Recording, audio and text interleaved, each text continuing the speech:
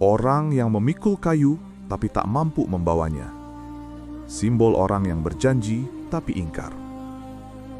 Dalam perjalanan Isra, Rasulullah Shallallahu Alaihi Wasallam diperlihatkan sebuah pemandangan yang syarat makna peringatan.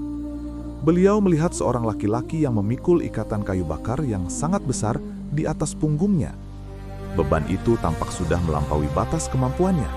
Namun anehnya, meski ia hampir roboh, ia terus menambahkan kayu-kayu baru ke atas tumpukan tersebut. Tubuhnya gemetar, langkahnya terhuyung, tetapi tangannya tak berhenti menambah beban.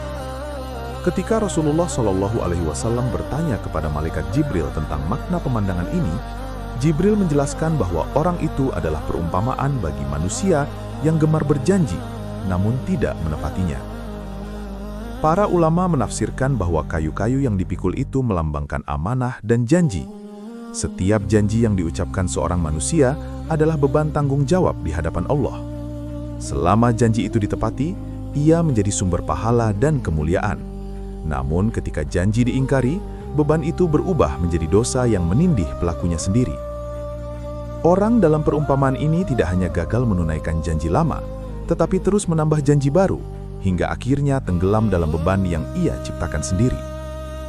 Ibnu Qayyim al-Jauziyah menjelaskan bahwa ingkar janji adalah salah satu ciri kemunafikan yang paling berbahaya.